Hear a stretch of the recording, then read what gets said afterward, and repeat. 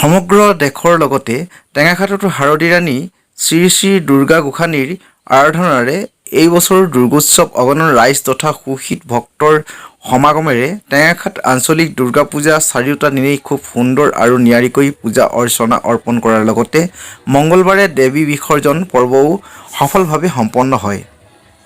সমাজৰ অপায় অমংগল ৰোগ ব্যাধি শত্ৰুনাশিনী শ্ৰী শ্ৰী দুৰ্গা দেৱীৰ মৃন্ময় মূৰ্তি অগণন ভক্তপ্ৰাণ ৰাইজৰ উপস্থিতিত টেঙাখাটৰ ভেকুলাজান বালিঘাটৰ বুঢ়ীডিহিং নদীত মঙলবাৰে বিসৰ্জন কৰা হয়। লগতে দেৱী বিসৰ্জন স্থলীৰ পৰা টেঙাখাট আঞ্চলিক দুৰ্গা পূজা সমিতিৰ বিষয়ববীয়াসকলে এইদৰে কয়।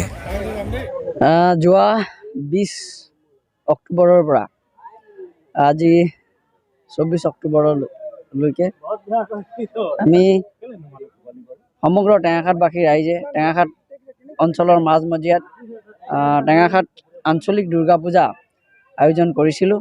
তাত সমগ্ৰ ভক্তগণে গোটেই 4 দিন পূজা অৰ্চনা কৰাৰ অন্তত বিধি আৰু সামাজিক ৰীতি অনুসৰি আজি আমি বিসৰ্জন দিবলৈ আহিছোঁ।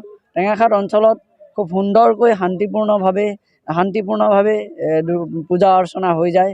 পূজা অৰ্চনা হৈ যোৱাৰ বাবে সহযোগ আগবঢ়োৱা আপোনাৰ সংবাদকৰ্মীসকলকো আমি ধন্যবাদ জ্ঞাপন কৰিছোঁ। প্ৰশাসনকো আমি এই চকতে ধন্যবাদ জ্ঞাপন কৰিছোঁ। প্ৰশাসনে খুব সুন্দৰকৈ সহযোগ কৰি ৰাইজক পূজা উপভোগ কৰিবলৈ পূজা অৰ্চনা কৰিবৰ কাৰণে সুবিধা কৰি দিয়াৰ বাবে টেঙাখাটবাসী হিচাপে আমি প্ৰশাসনক ধন্যবাদ জ্ঞাপন কৰিছোঁ। আৰু মা দুৰ্গাৰ শ্ৰীচৰণত পুষ্পাঞ্জলি অৰ্পণ কৰি সমগ্ৰ টেঙাখাট অঞ্চলৰ টেঙাখাটবাসী ৰাইজ ছাত্ৰ ছাত্ৰী সকলো মংগলাৰ্থে আমি পূজা অৰ্চনা কৰি আজি ভেকুলাজান ঘাটত আহি আমি দেৱী বিসৰ্জন দিছোঁ। টেঙাখাটৰ পৰা বিসৰ্জনো শান্তিপূৰ্ণভাৱে ইতিমধ্যে সমাপন হৈছে।